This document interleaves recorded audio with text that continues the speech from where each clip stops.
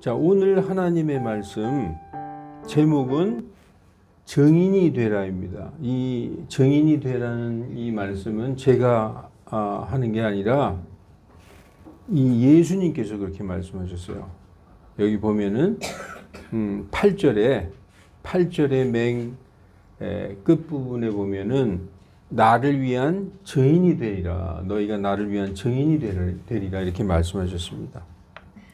오늘 이 사도행전 1장 3절에서 9절 말씀을 가지고 은혜를 나누는 시간 갖겠습니다. 말씀 전하기 전에 잠깐 기도하겠습니다. 아멘. 예, 여러분, 이 사도행전은 여러분 잘 아는 누가복음을 기록한 누가가 기록했습니다.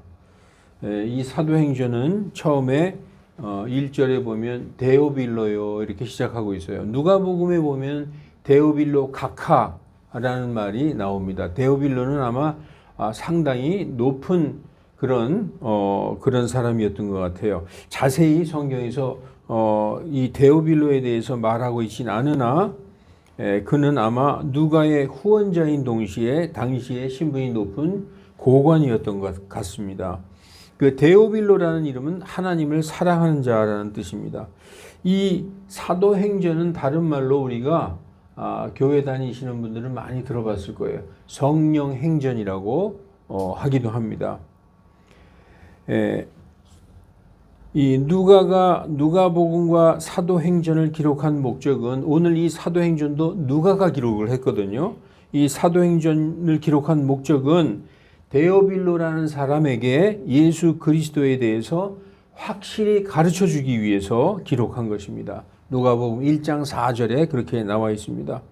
사도행전을 기록해서 보낸 것은 사도들을 통해서 교회의 시작과 교회가 세워진 과정을 데오빌로에게 말해 줌으로써 그의 신앙이 더욱더 견고해지기를 바라는 마음 때문이었습니다. 여러분, 그래서 우리도 이 사도행전을 읽으면 어떻게 해서 성령님께서 오셔서 교회를 세우시고 어떻게 성령님이 인도해 나가시고 그리고 그 동일한 성령님께서 이 시간, 이 오늘날까지 우리가 지금 여기 교회에 앉아서 예배를 드리잖아요. 이 시간까지 동일한 성령님께서 역사하고 계시는가. 바로 그래서 이 교회 시대를 성령 시대라고 합니다. 성령 시대. 그래서 이 사도행전은 상당히 중요한 의미를 가지고 있어요. 교회는 어떤 곳이 교회입니까? 예수님의 몸된 교회죠. 그리고 예수님의 그 하나님의 양떼들을 먹이고 양육하고 가르치기 위해서 세운 게 이 교회라고 말씀하고 있어요. 교회는 그 예수님의 몸이라고 말씀하고 있습니다. 그래서 이 사도행전을 읽으면 이렇게 해서 성령님께서 하나님의 그 사도들을 통해서 정말 예수님께서 명령하신 대로 예루살렘과 온 유대와 사마리아와 땅끝까지 이르러 증인으로서 정말 그들의 사명을 다했구나. 그래서 하나님의 말씀을 우리 지금 이 대한민국에 사는 우리들도 이렇게 들을 수 있고 이렇게 하나님께 예배를 드릴 수 있는 이런 복된 자들이 되었구나 하는 걸 우리가 알 수 있게 되는 것입니다. 여러분, 사도행전 1장을 간단히 요약해서 보면은 성경을 읽을 때 그 한 부분, 한두 절만 읽으면 안 돼요. 그 앞뒤 전후 문맥을 다 읽어야 됩니다. 그래서 이 사도행전도 1장을 쭉 읽어야 2장에 그 성령 강림하신 오순절 사건을 또 이해하게 되는 것입니다. 사도행전 1장에 보면 저자의 기록 목적이 앞에 나와 있어요. 1, 2, 3, 4절에. 그리고 예수님의 승천하기 직전에 예수님의 사역을 기록하고 있습니다. 그래서 아버지께서 약속하신 것을 기다려라 이렇게 말씀하고 있어요. 아버지께서 약속하신 게 뭐냐? 아버지께서 내 이름으로 너희에게 보내실 성령, 그것을 기다려라. 그리고 너희가 그 물로 침례를 받았지만 침례 요한, 세례 요한으로부터 물로 침례를 받았지만 얼마 안 돼서 성령님이 오시면 성령님으로 침례를 받으리라. 이렇게 말씀하고 있어요. 그래서 성령님으로 침례를 받는다는 것은 사역의 시작을 의미하고 있어요. 예수님도 3년 반의 공생애를 시작할 때 그냥 시작한 게 아니라 요단강에서 침례를 받으실 때 그때 성령께서 비둘기같이 내려오셨고 하늘에서 아버지의 음성이 있었고, 예, 그런 성령의 기름 부음으로 말미암아 사역을 시작했습니다. 그래서 이 성령께서 오셔야만 정말 그 예수님의 제자들인 사도들이 사역을 시작할 수 있었던 것입니다. 그래서 여러분, 성령으로 침례를 받아야만 그리스도의 증인으로서 사역을 감당할 수 있게 되는 것입니다. 그리고 10절, 11절에는 예수님께서 다시 오시겠다는 재림의 약속을 하셨습니다. 예수님께서 말씀을 끝마치셨는데 그리고 승천하셨어요. 그런데 하얀 옷 입은 사람 둘이서 천사죠. 너희가 왜 하늘만 쳐다보고 있느냐? 너희가 본 그대로 하늘 구름 위로 올라가신 그 예수님께서 그대로 그 모습 그대로 하늘로부터 오시리라 하고 재림의 약속을 하는 걸 볼 수 있습니다. 그리고 이제 120 문도들이 다락방에 모여서 기도하는 그런 장면이 나오고 15절부터 베드로의 설교가 나옵니다. 그래서 맨 끝부분에 보면 사도행전 1장 끝부분에 보면 여러분 12사도 중에서 한 사람이 배신을 했잖아요. 예수님을 팔았잖아요. 가룟 유다 대신에 그 가룟 유다를 대신해서 사역을 감당할 사도를 선출하게 됩니다. 그래서 마띠아가 뽑히게 되는 것입니다. 이것이 이제 사도행전 1장의 내용이고 굉장히 크게 본다면은 성령님의 그 약속, 아버지께서 하나님께서 보내시겠다 약속하신 그 성령을 기다려라. 그 성령님이 오시면 너희가 권능을 받고 예루살렘과 온 유대와 사마리아와 땅끝까지 이르러 너희가 내 증인이 되리라. 이것이 가장 키포인트인 것입니다. 여러분, 예수 그리스도의 부활은 몇몇 광신도나 그 몇몇 사람들의 꾸며낸 이야기나 전설이 아닙니다. 심지어 그리스도인들 가운데서도 예수님의 부활은 그냥 믿어주지 이렇게 생각하는데 머릿속에서 완전히 그 부활에 대한 것을 조금도 의심 없이 완전히 믿는 그런 믿음이 필요한 것입니다. 여러분, 성경에는 아주 정확한 연대나 그리고 그 당시에 살고 있던 인물, 왕이나 어떤 통치자 몇 년부터 몇 년까지 어디를 통치했다. 이런 왕들에 대한 연대가 역사적으로 정확하게 기록되어 있는데 예수님의 십자가의 처형과 부활은 그냥 이렇게 있었던 얘기를 전하는 게 아니라 역사적으로 있었던 실제의 사건임을 우리가 알 수 있어요. 성경을 연구하고 공부하다 보면 이것이 그냥 구전이나 어떤 소문이 아니라 역사적으로 있었던 그 당시에 어떤 사람이 왕이었었고 어떤 사람이 어디를 통치했었고 그 당시에 대제사장은 누구였었고 확실한 역사적인 근거에 의해서 그 성경이 기록되었다는 걸 알 수 있습니다. 그러므로 십자가의 부활은 역사적인 실제 사건이라는 것입니다. 예수님의 제자들, 사도들은 예수님이 십자가에서 돌아가시자 소망이 없어졌어요. 예수님 생전에 따라다니던 많은 사람들에게 예수님이 뭐라고 말씀하셨을까요? 여러분, 예수님이 병자를 고치고 귀신을 쫓고 그리고 죽은 자를 살리고 그럴 때 수많은 사람이 쫓아다니면서 걸어다닐 수가 없을 정도의 인파가 몰렸습니다. 예수님이 산에 올라가셔서 앉으셔서 뭐라고 말씀하셨느냐?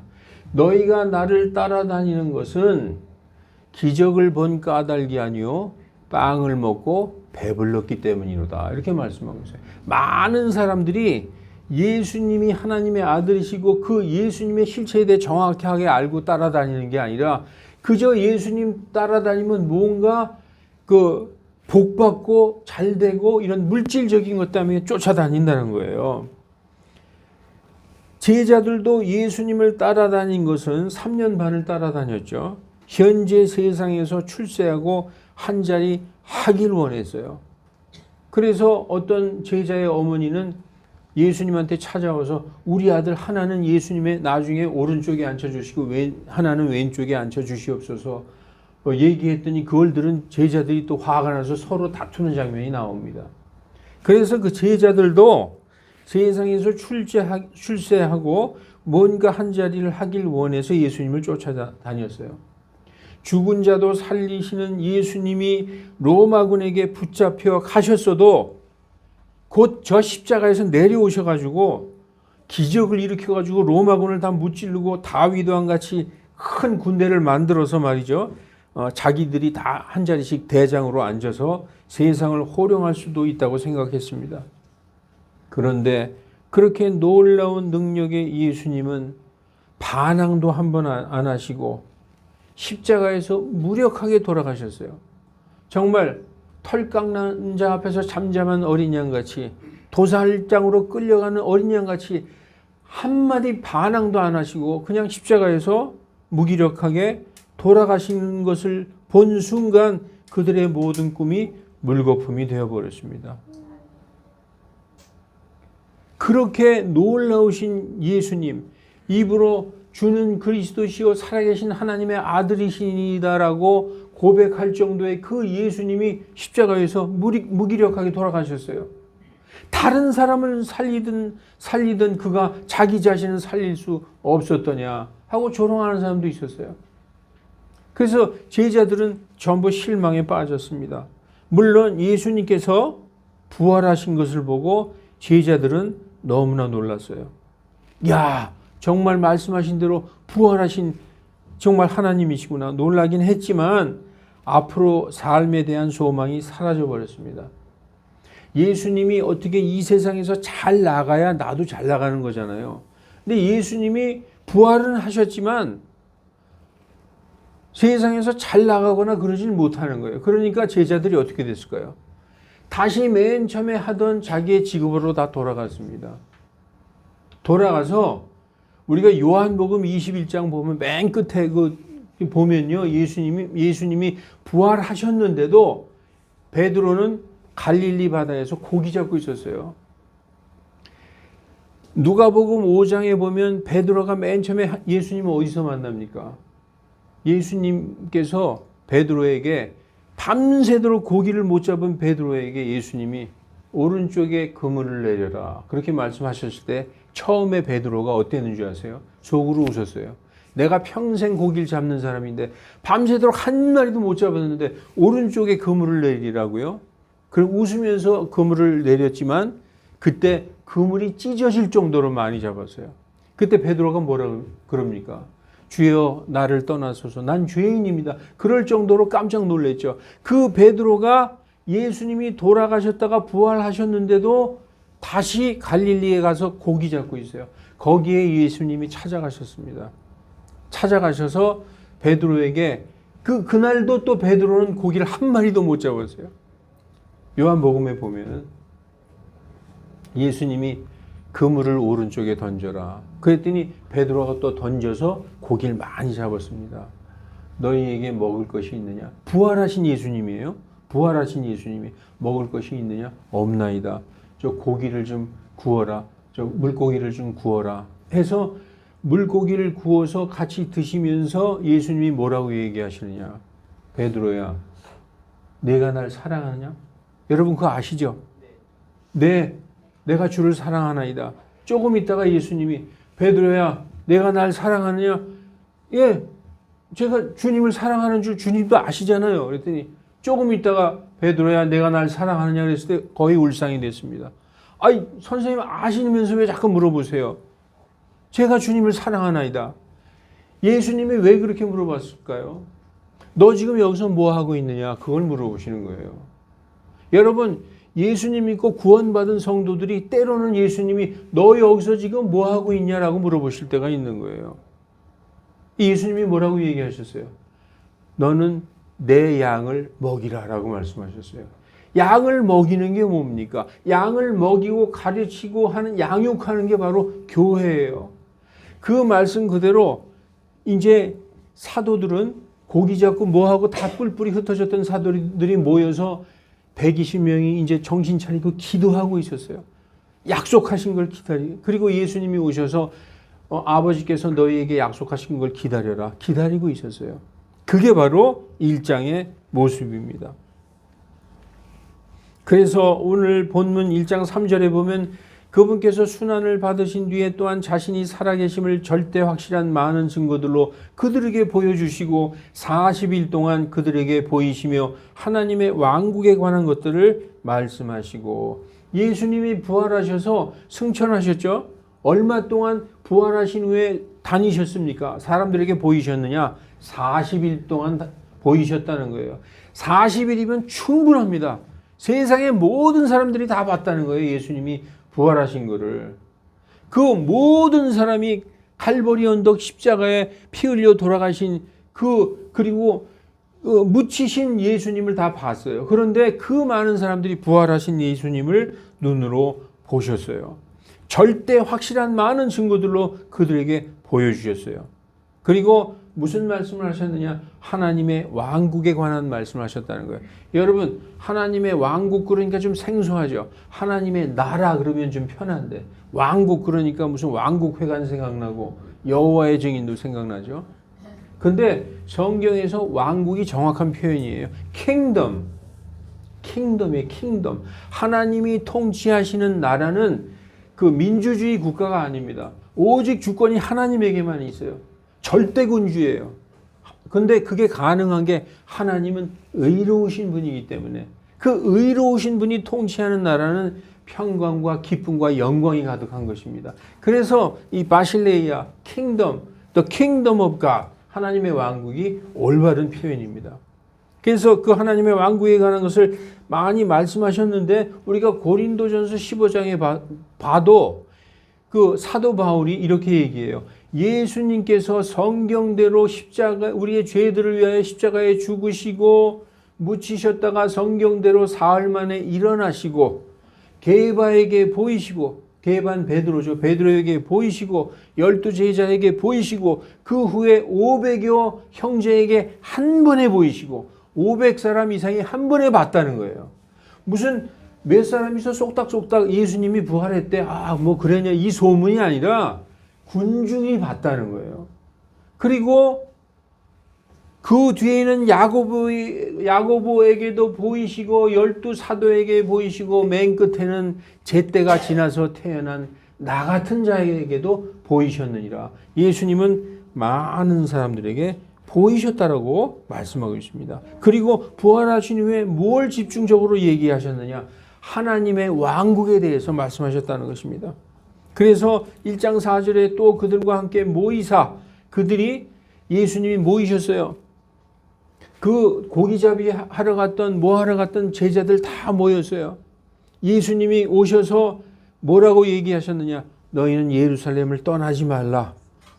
마태복음 맨 끝에는 뭐라고 얘기하셨느냐? 가서 모든 민족에게 내가 너희에게 가르칠 것, 내가 너희에게 가르친 명령들을 다 가르쳐 지키게 하고 아버지와 아들과 성령의 이름으로 침례를 주라, 세례를 주라라고 얘기하셨는데 예수님이 예루살렘을 떠나지 말라.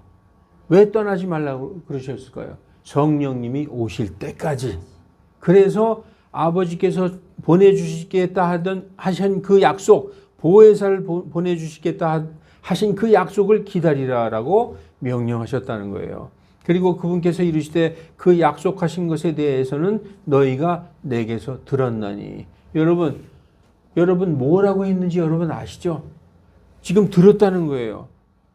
요한복음 14장에 보면 아버지께서 내 이름으로 보내실 성령, 그 성령께서 오시면은 너희에게 모든 진리를 가르쳐 주실 것이고 그분께서 진리의 영이신데 그 진리의 영이 너희 안에 너희 속에 거주할 것인데 영원히 거주할 것이다 라고 말씀했어요. 그 들었잖아요. 그 말씀하신 거. 그리고 뭐라고 말씀하셨느냐? 요엘서의 말씀처럼 하나님께서 요엘을 통해서 구약에 내가 내 영을 모든 육체에 부어주리니 너희의 아들 딸들은 대언하며 너희의 늙은이들은 꿈을 꾸고 너희의 젊은이들은 환상을 보리. 이게 바로 하나님의 영을 모든 육체에 부어주시겠다 하는 구약의 약속이었어요. 이걸 지금 베드로가 인용하고 있어요. 그런데 요한복음에서 보면 그러나 내가 아버지로부터 너희에게 보낼 위로자, 개역성경에 보혜사라고 되어 있죠. 컴포터, 우리를 위로하시는 분이라는 거죠. 우리를 고아처럼 내버려 두시지 아니하시고 항상 함께 계시면서 우리를 위로하시는 그 위로자, 곧 아버지께로부터 나오는 진리의 성령께서 오실 때 그분께서 뭐 하신다고요? 성령님의 사역의 내용은, 주 내용은 뭐냐? 성령님 자신을 영광스럽게 하는 게 아니에요. 오직 예수님에 대해서 증언하고 그분을 영광스럽게 하는 거예요. 그래서 사도들은 예수님이 살아생전 하신 말씀을 잘 못 들었었는데 이 성령님이 오신 다음에 살아생전에 예수님이 하셨던 말씀을 다 이해하기 시작했어요. 성령님께서 진리를 깨닫게 해주셨기 때문에 아, 이 말 그때 하신 말씀이 이거구나 다 기억하는 거죠. 그래서 마태, 마가, 누가는 공관복음을 기록한 것입니다. 그 인간의 힘으로 어떻게 그걸 기록해요? 그 내용이 정확하게 일치하고 있지 않습니까? 성령님께서 기록하게 하신 것입니다. 여러분, 그래서 이렇게 성령에 대해서는 미리 사도들에게 예수님이 다 말씀해 주셨어요. 그래서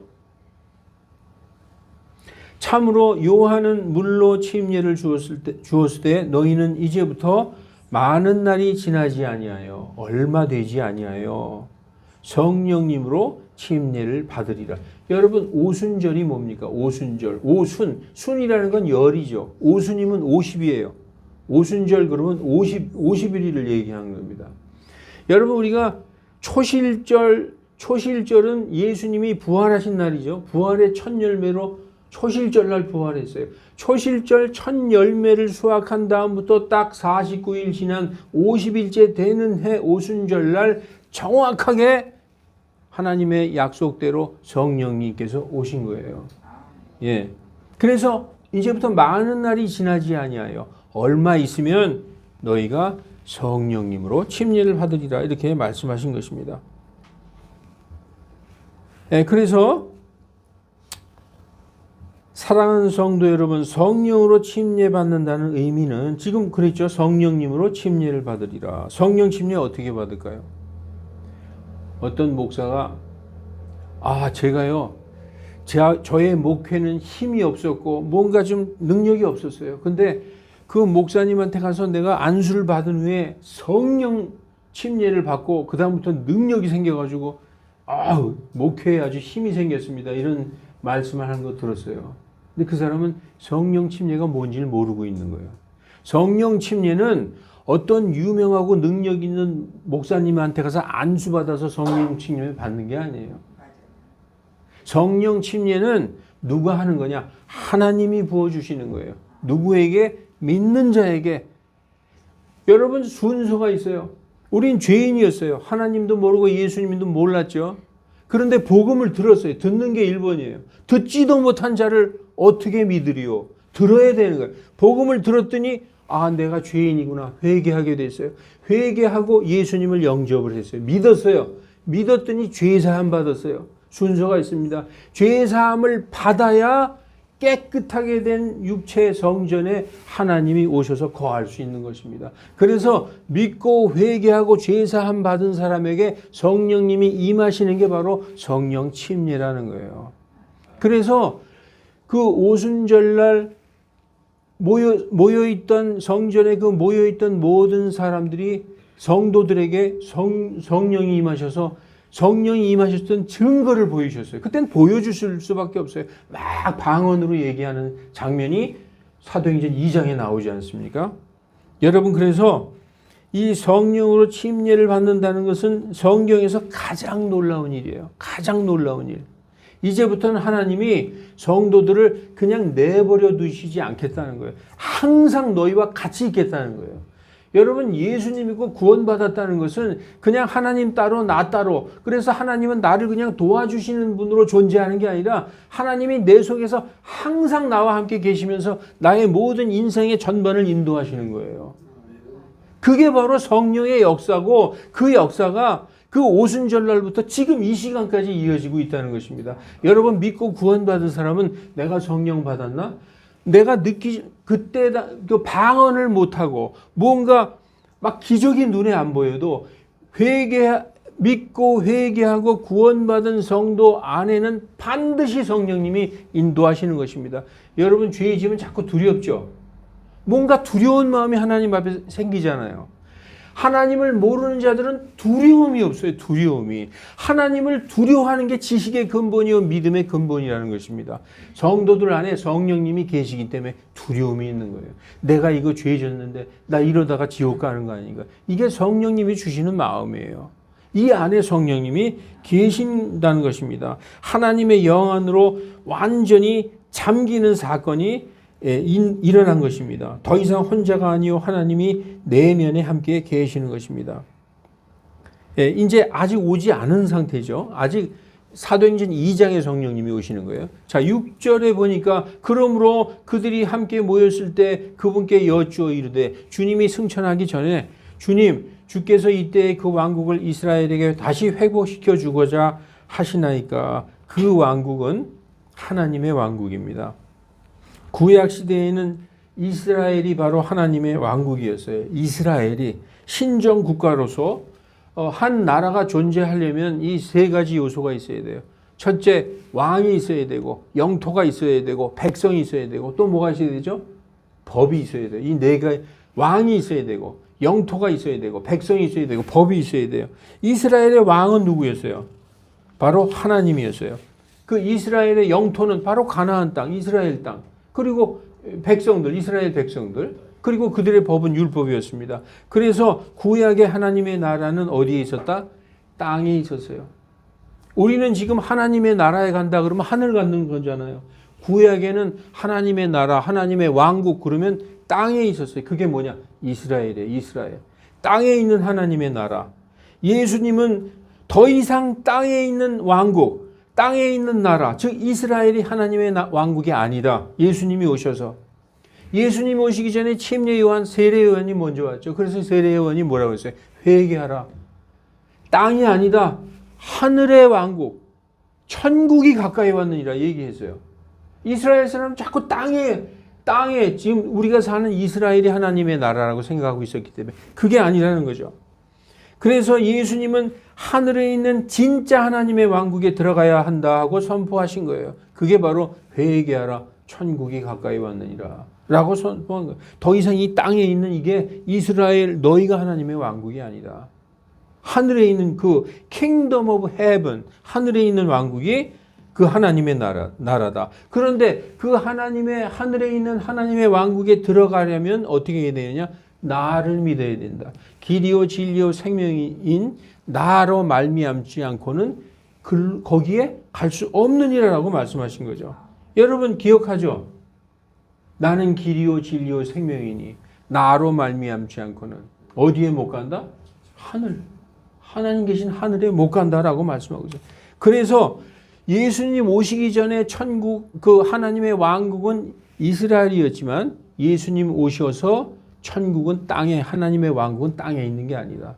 이제 하늘에 가야 된다라고 말씀하고 있는 것입니다. 제자들은 전에 예수님 따라다닐 때는 예수님의 능력으로 이 땅에서 옛날에 이스라엘 왕국의 영광스러운 위상을 다시 회복하기를 기대했었습니다.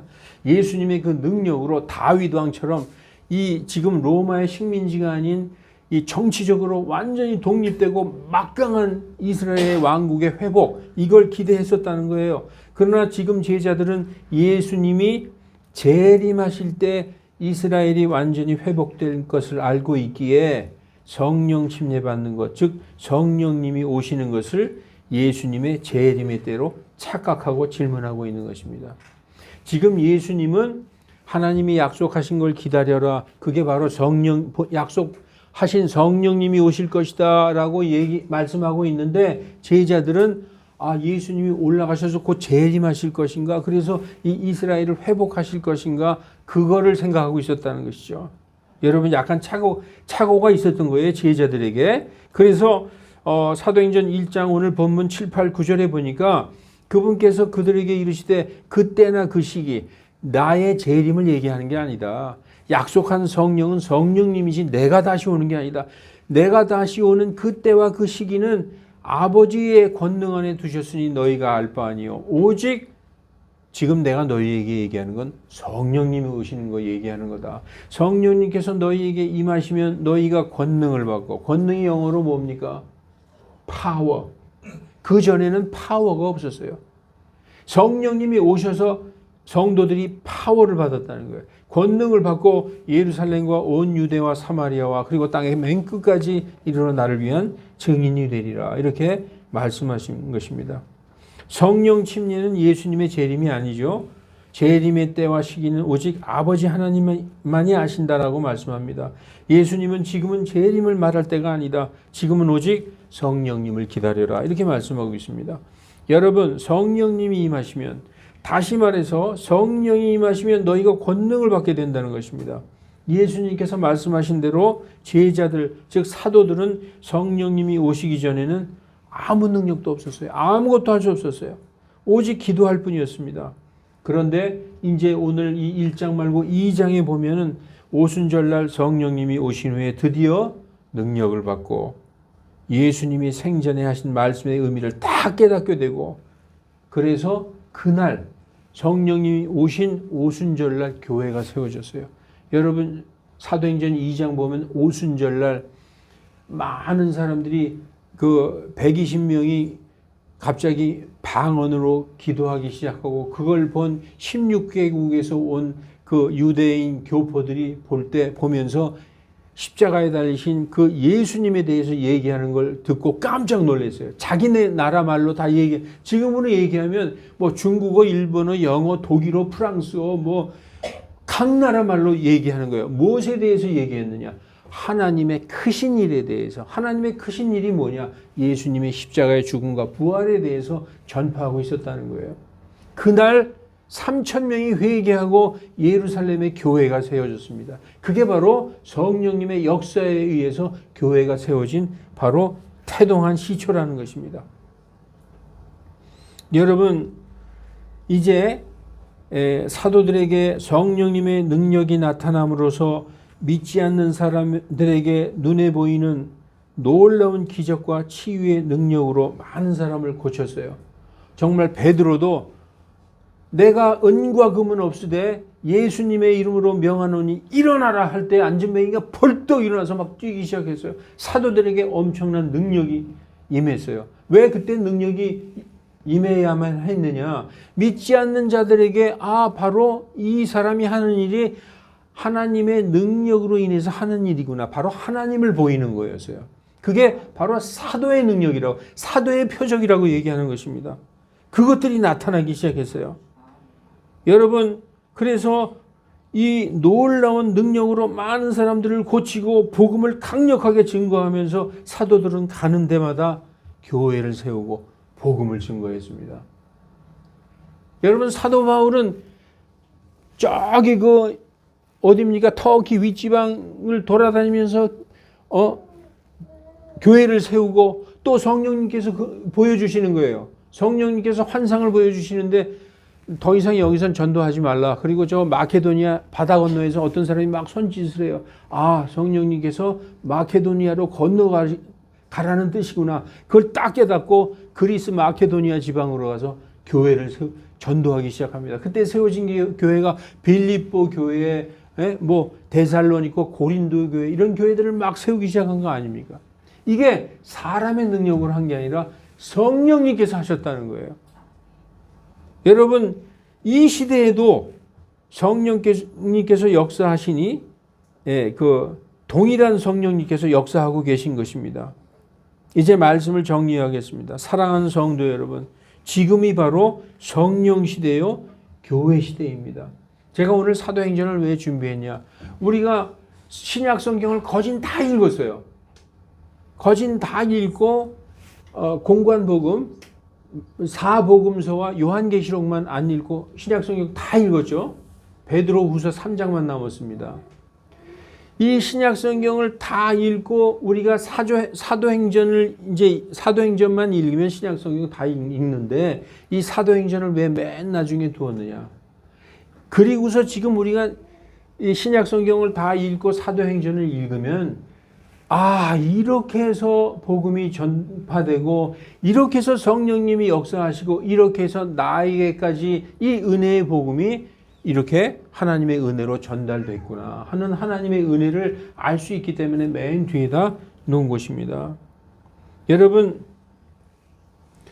지금이 바로 성령 시대고 교회 시대인데 보이지 않는 성령님의 인도로 따라가는 것입니다. 사실 많은 사람들은 보여달라고 그래요. 성령 받았는지 보여주세요. 그러니까 방언을 하고 싶습니다. 그게 증거 같으니까. 그러나 사실 성령님의 인도는 보이지 않는 인도입니다.